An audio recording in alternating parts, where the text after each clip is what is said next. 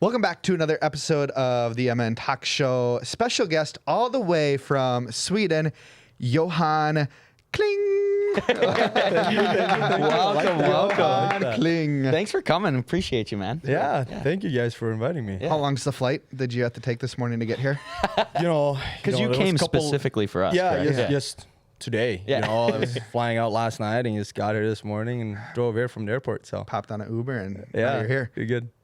I love that. What a That's guy. awesome. You're so nice. Yeah. Oh, just kidding. Sure. You Yeah. probably- what's the drive? 30 minutes for you?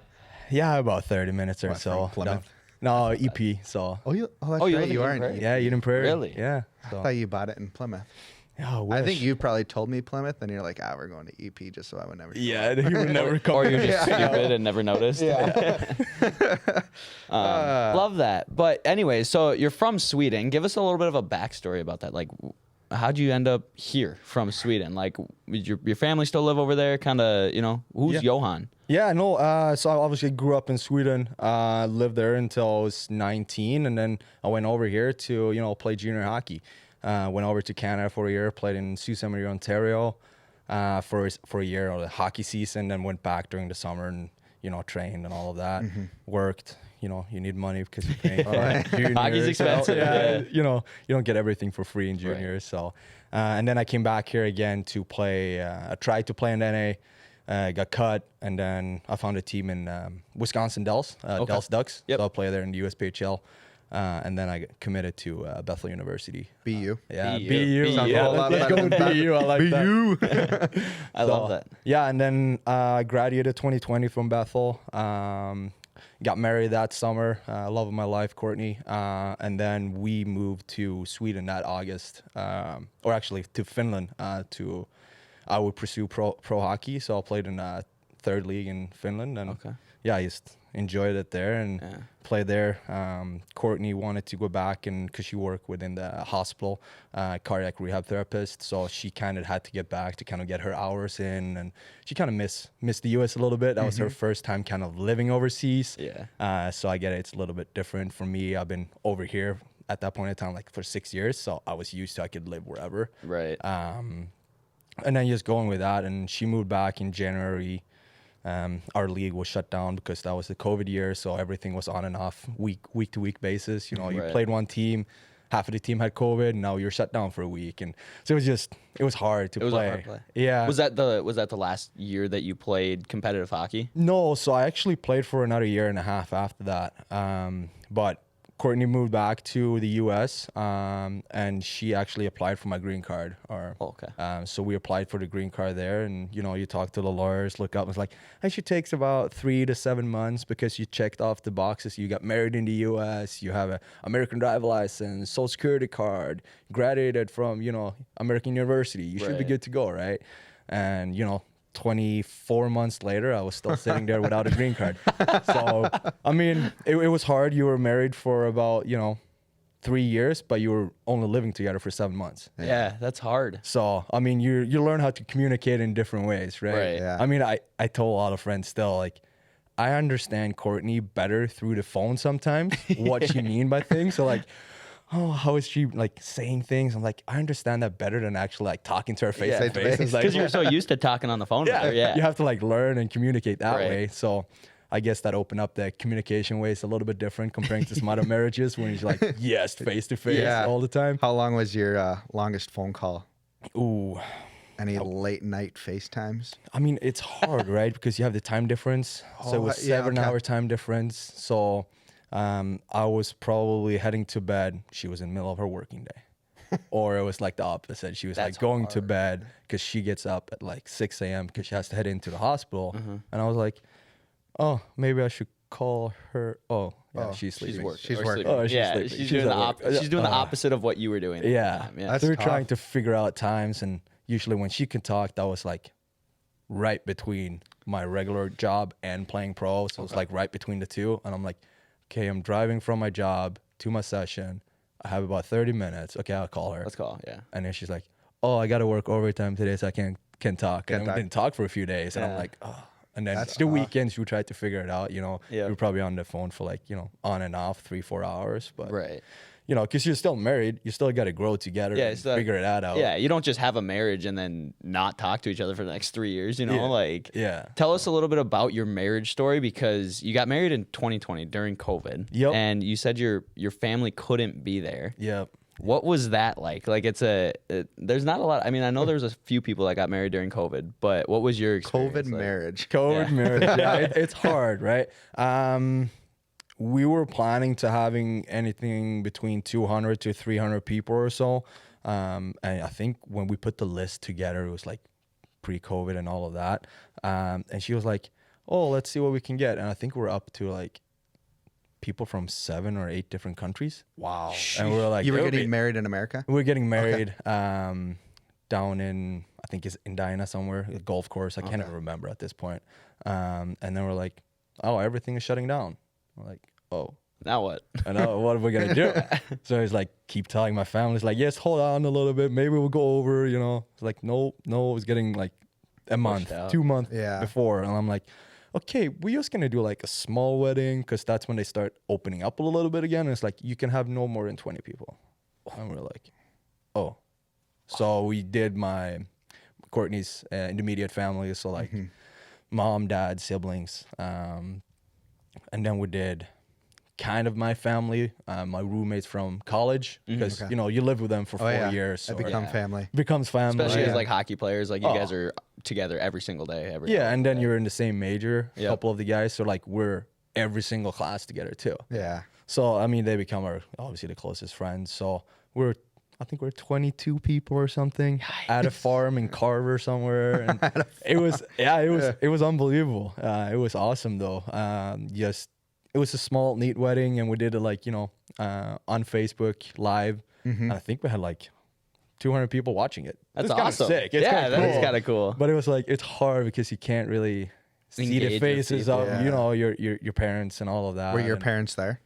No, I mean, my dad was obviously watching it. Yeah. So he was like, it's cool. Like, but he's not the very technology guy. He's sitting there with the phone. He can barely see anything. Like, and the cool part, so your biggest holiday here, I would say, is like Thanksgiving or 4th of July, right?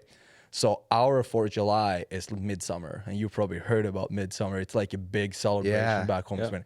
And that was Midsummer Day in Sweden when we got married. So everybody was partying. So like my best friends, they send me like video, and they're all having a big midsummer party, and like, hey, Johan and Courtney, congrats. They're absolutely hammered. Like, yeah, they're like, could barely talk. One of the guys, he's literally like, congrats, guys. I'm like, all right. Thanks for the congratulations. Appreciate that. Yeah. So I mean, that's kind of the story in a sense that way. I mean, it was hard because you wanted everybody to be there, but we also understand the situation. And I mean, we say we're probably gonna try to have a big party when we're hitting our 5th year anniversary here in a year and a half or so. Nice. That would be so fun. hopefully we can have, you know, either a party in Sweden or maybe a big one here in the US and have everybody. And your wife is from America, correct? Yeah, she is born and raised, I would say, in Chanhassen, but I think she lived in like 5 different states. So she's been a little bit all over. Yeah, yeah, you guys Oregon both have and- a geographic background. Is that what it is? Geographic? Sure. Yeah. Sure. We'll Let's call go it with that. geographic. I like it. That works. I think we understand what you're saying. Yeah. I got you. That's kind of cool. I love that. How'd you guys meet? Obviously at Bethel. Oh, okay. I mean, I can grab the story. It's kind of a funny one. Courtney don't think it's as funny, but I think it's pretty good. Guy So- humor in us. Let's go. yeah, for sure. So I had about 12 to 13 D3 schools to kind of pick and choose from before I committed to Bethel. And, you know, we had Coach Berggraf there. I went to Bethel, and he was like, hey, just letting you know, it's a Swedish school. We kind of play the Swedish way, and you will play from freshman year. Like, you're probably going to be playing the most minutes. And they showed me the cafeteria, which is the important part. Yeah. So I was like, okay, awesome. This is sick. I could eat grub here. The gym was like new, sick. I'm like, okay, check 2 boxes. And then we start like, how's the girls looking over here? You know, doing this is like ratios like 63% girls. So I'm like, ooh, that's a good ratio right there. So it was pretty sick. And he's like, yeah, okay, what do you think, Johan? You want to commit now? I was like, I'm just gonna hold on a little bit. And do you have any questions for me? I was like, you know, like the only thing I really know about American colleges is what I watch in movies. Because like when you live over like back home in Europe, like I didn't know anything on, you know, you watch the American Pie, you watch all these college, Yeah. like Blue Mountain State or whatever. It's Yeah. called. Yeah. That's all I knew from like college. Like, is this what it's going to be like? And it's like Bethel University is a Christian Swedish college. Like It's kind of laid back. a little it's bit very, different. it's Yeah. the opposite of Yeah. what I knew. So I was like, so only question, coach, like, do you have any like cheerleaders, like those, you know, pom-poms and all of that? And he's like, yeah, we got some for you, Johan. And I didn't understand like sarcasm at that point. I was like just trying to understand the language. you know? Yeah. And he was like, yeah, we got some for you, Johan. I'm like, cool. So I obviously committed that summer, came back in late August or whatever. And then, you know, September goes through. I went to all the football games, different events. Didn't see any cheerleaders. I was like, what's going on here? Where's the pom-pom? Yeah, where's all the girls? I mean, I saw the girls. I'm like, okay, cool. And then October comes around. I'm like, okay, what's going on here? So I went over to one of the captains, who is a Canadian fella. He's like, what do you want, Johan? I'm like, do you need help with school or anything? I'm like, I just stood there. I'm like, hey, Jackson. It's like, coach told me there will be like cheerleaders here. I was like, you know where they're at? And he started dying laughing. And he's like, Johan, do you know this is like a Christian institute? Like, we don't have that stuff here. And I'm like, but coach told me, it's like, the closest you will get to a cheerleader is to go watch the volleyball team play. And then you give them some pom-poms. From there on, I watch every single volleyball home game. And the funny part is that my wife played for the volleyball team. So, I mean, I don't know. It kind of goes hand in hand. And every time I tell Courtney, she's like, you didn't even know what number I was. You didn't even know. You never watched me play because I was injured. I'm like, yeah, I watched you. I definitely watched you. I was there. Yeah, watch you on the sideline. So, That's hilarious. yeah. It's definitely a funny story. How'd you propose? Was it on ice? no. Okay. I think it's pretty good. I mean, we went back to Sweden. It was 2019. I think 2018. So we started dating 2017. 2018, that summer, she was with me all summer in Sweden for 3 months. So she was just staying with me. I worked at a hockey camp for 3 months. It was a week camp.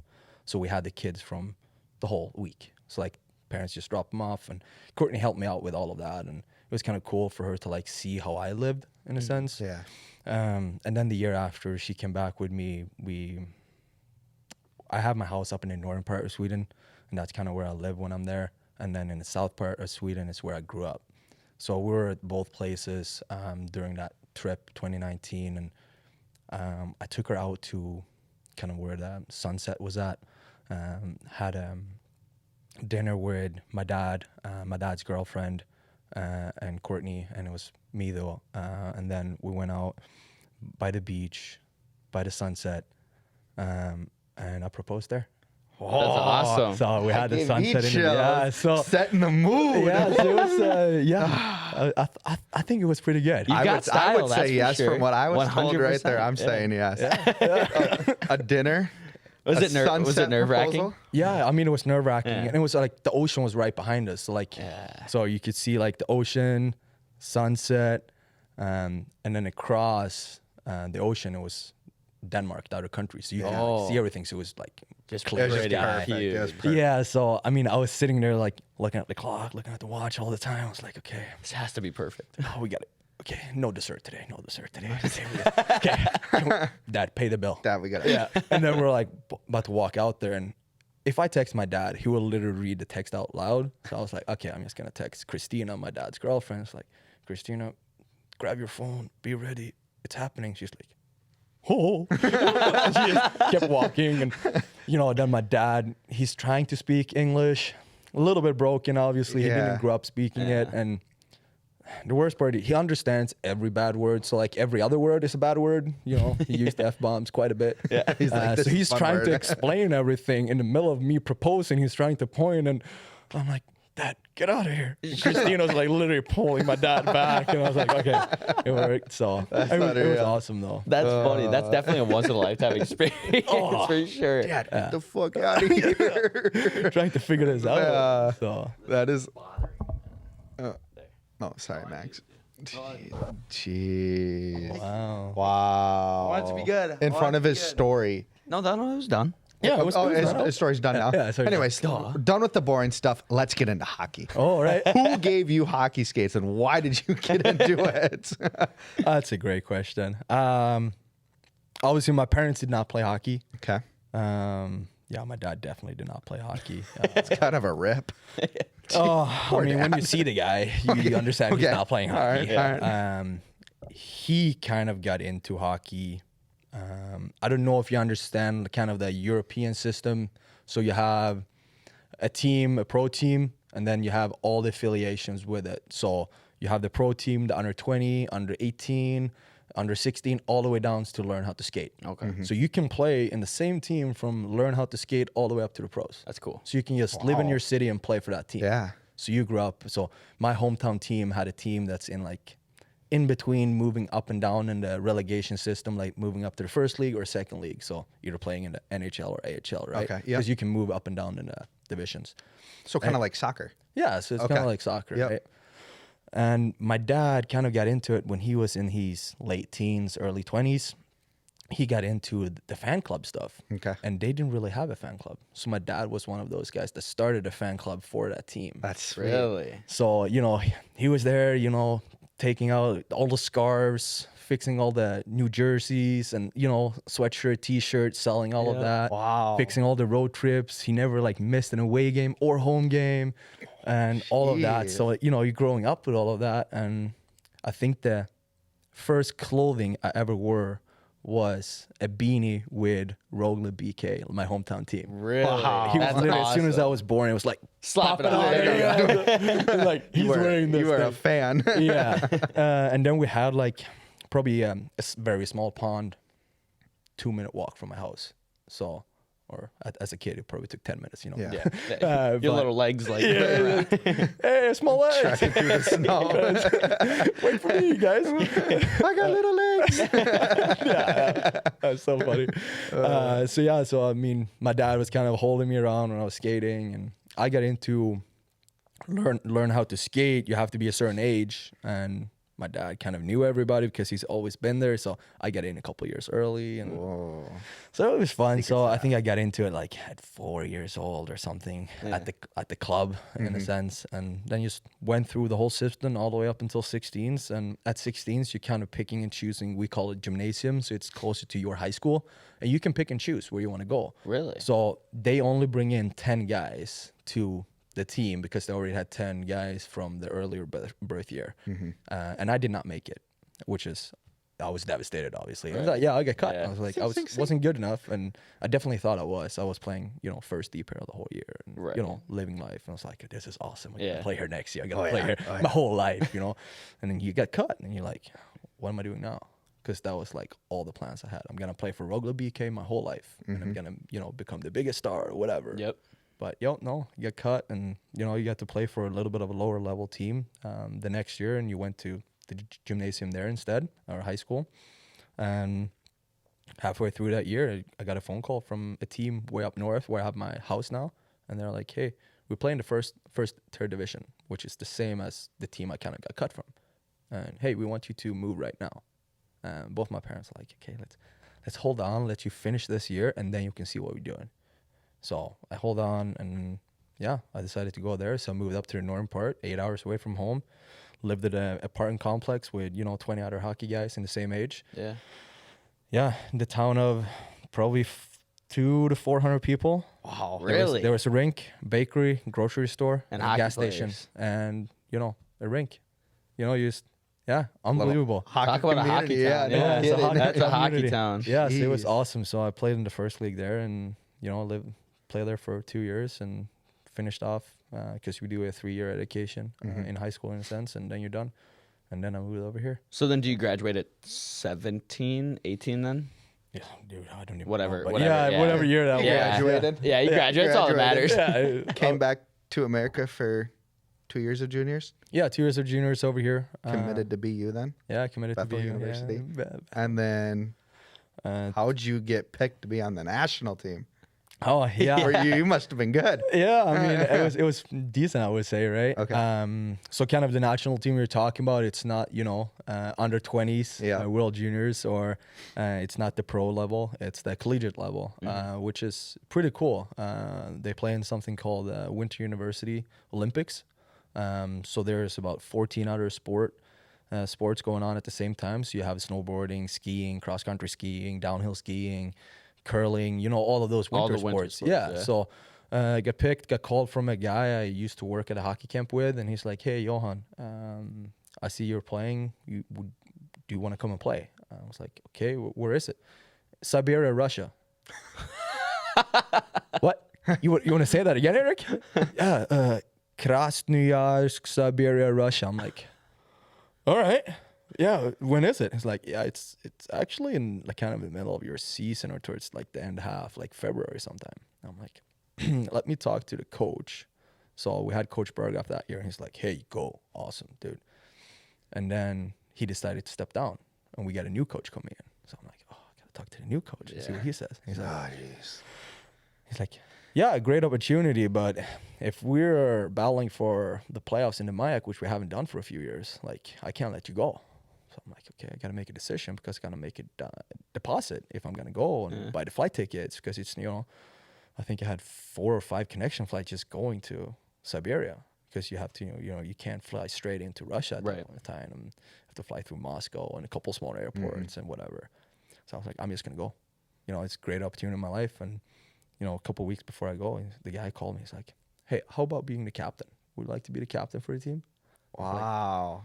Yeah, sure. Sign me up. Whatever I need to do. I'll wear the C, I guess. Yeah, I'll take it. I'll take it. Yeah. No big deal. Yeah, so it was awesome. We were there for 2.5 weeks in Siberia, Russia. It was unbelievable. The opening ceremony, Vladimir Putin was there. Really? You could hear like the choppers just. Could you see him? Oh, he was like 25, 30 feet behind me. Wow. And you were looking up and you're like, don't shoot me, don't shoot me. Because you could see like the first row that was sitting like right next to him. It was all security guards. Yeah, I was like, I bet. and they were all like buffed out guys. And 6'8", 250 pounds. Never like, seen such a big dudes before in my life. And I'm like, okay. And you look up and you're like, that's sick. Did you play Russia? Unfortunately, we did not. I was gonna say you probably like had to like let them win. So Yeah, I mean, I think they won or came second. I can't remember. Okay. Either or. But the funny part is like when we send a team, Sweden, the NCAA don't really let any players go. Like D1 won't let anyone go. Yeah. D3 barely anyone knows about it. So you're picking from schools back home in Sweden, and you don't have a university hockey back in Sweden. So like you're trying to figure out guys. So the guy that was putting the team together, he's like, I'm just trying to call anyone I know that plays hockey and see if he's taking a course or two. And then you look at the other teams that were sending players. They didn't. Everybody took the same course at the same university. So it was like all the players in Russia. So they had 25 skaters. 12 of them play in the KHL. oh boy. Thank you. Good night. Thanks for coming. We'll see you later. And then we played Canada. Canada had every single player played in the OHL, which is the highest. Oh, yeah. And now they play in the U Sport. 5 of them were drafted. Okay, thank you. Thank you for coming. Coming. See you later. And just to be honest, it was probably me and like one more guy that played at a little bit of a higher level, I would say, where I was playing, and a couple of guys playing a little bit of a lower level. I wouldn't say it's beer league, but it's kind of a lower level most of the guys were playing. So we had a stud goalie, stood on his head. We played Kazakhstan. All of them went to the same university. Yeah. No one actually studied, because when we talked to them, we're like, no. Yeah, no school. No school. No school. I'm like, Just hockey. Good for you guys. We are full-time. Every single guy on my team was full-time. So it was crazy. So we played, and the cool part was one of the parents to one of the players, he's like, you know how many people are streaming your game right now? You play Kazakhstan? We're like, no, 10,000, that would be cool. 400,000 people were watching our game against Kazakhstan. From like just in general, I guess. Yeah, watching our stream, my God. our game, and we're like, yeah, holding on to this thing. They told you that before the game? Oh, like mid-game. Because the guy was like, he wanted to look his stats. And I'm like, dude, we're down. At his stats Dude, we're down 4-0. You don't have any stats. Either you're dash 4 or you're on the bench. Yeah, you're dash 4, buddy. But it was cool because honestly, I think I played an average of 30 minutes a game. Oh my God. So when I came back here, I think I've lost about 8-9 pounds. My wife was like, at the time she was my girlfriend. She's like, You feeling okay? yeah, are you right there? You look a little bit skinny. I'm like, oh, I'm good. I ate just in well. shape now. Yeah, Hey, well, I'm in really good shape. Yeah. You know, my body fat was just down. I could skate for 6 hours if you wanted me to. Yeah. That's not a problem. Yeah, That's so awesome. Yeah, so just long story short, but like it was unbelievable playing. Did you win a game? No, we didn't win the same Thanks game. for coming. But it was fun. Thanks for coming. There you go. But it was unbelievable. It's Yeah. the coolest experience ever. I think there was over 80 countries. We lived same as you would do at the Royal Olympics. So you had a village where everybody lived. That's awesome. And cafeteria, like there was different bands playing, and one of the nights there was a concert, and then to go in and out of the village, it was like worse than airport security. You know, like they pet you down. Yeah, They stood there with AK-47s. You're like, just don't shoot me. Like, one of the nights we just trying to go out and have fun. And it's like, don't wear anything that has Sweden on it or like the university stuff because downtown it's kind of sketchy. Yeah. And we're like, okay. So, you know, at that time, I think we had Uber app and, you know, he's like, pull up. Oh, it should be like a BMW. And a guy pulls up, BMW from the 70s. Oh. And we're like, oh, I wish I could show you guys. But like in my phone, I have like all the pictures from the cars. All the cars were from the 70s. It was like going back like 50 years. Wow. And it was Really? crazy. But it was super cool because, you know, your bottle service was like $5.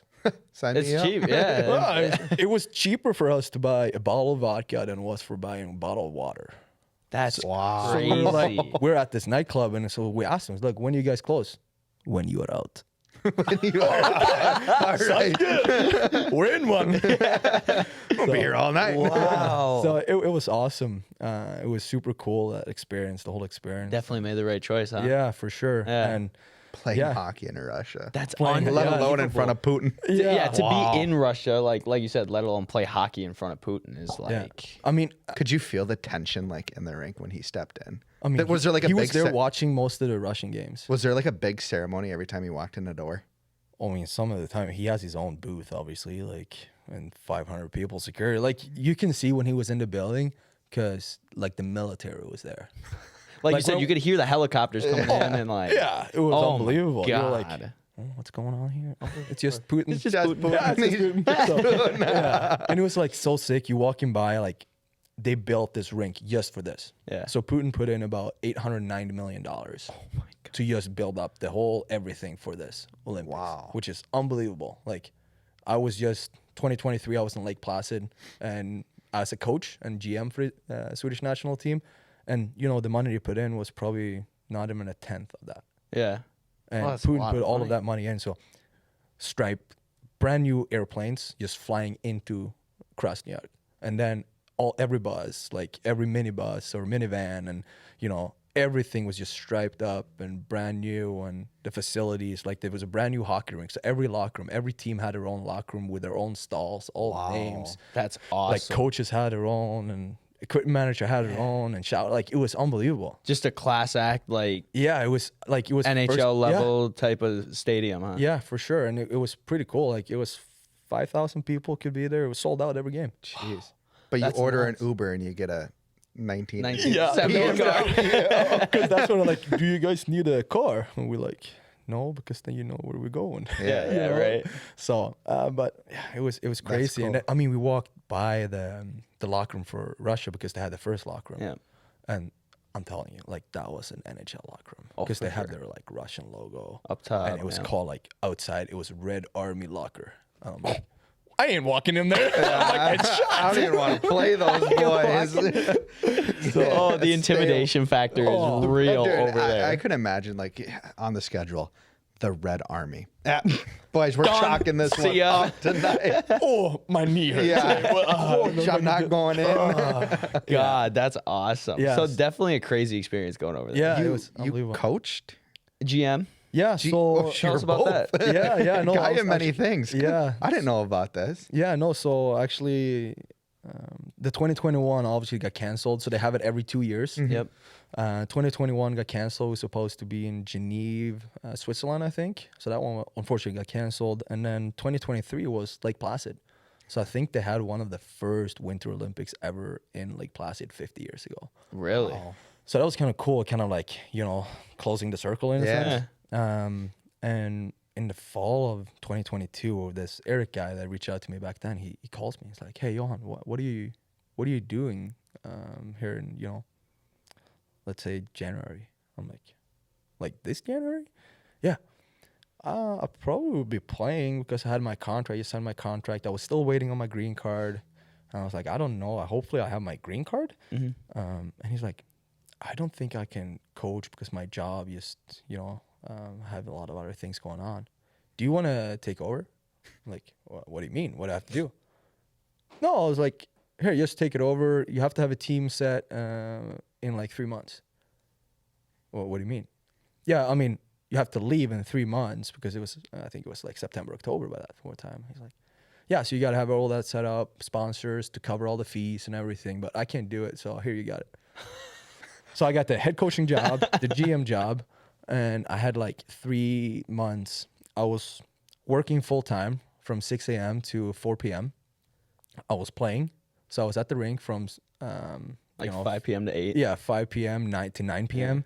And then tried to figure out a team. And Did you sponsors. sleep? No. And then also, don't forget, I was married too. Oh my gosh, your Yeah. wife was in one for a little while. Yeah, so I mean, we got it all figured out. The fees were a little bit higher than I thought the guys would pay. Obviously, we wish we could have got more help. It's hard, you have 3 months to decide. He's like, hey, we don't have jerseys, we don't have socks. Like, we literally had nothing. Like, whatever he handed me, which was like a blank paper, that's how much we got. So when we got there, we had jerseys, we had, sock tape, everything. And the good part was that half of the team played over here. So I pulled some strings, called a bunch of nice. people. So like half of the guys either played over here or I had a dual citizenship. Yeah. So I had a Swedish one and an American one. So they could get in easy because otherwise we have to try to figure out, all the different visas and all of that. But no, most of the guys are like, hey, I'm in. I'm going for it. Nice. So we had 18 guys. So it was awesome. We had 2 goalies, unbelievable goalies. Unbelievable. Like, they even want to be there. One of the guys was probably the best one in D3 that year. Really? So he stood in his head when he played. It was unbelievable. And That's fun. Did you win? we won 1 game. That's not We bad. won the last one against Latvia. There So you it was go. able to step up. But unfortunately, we were in the hard division.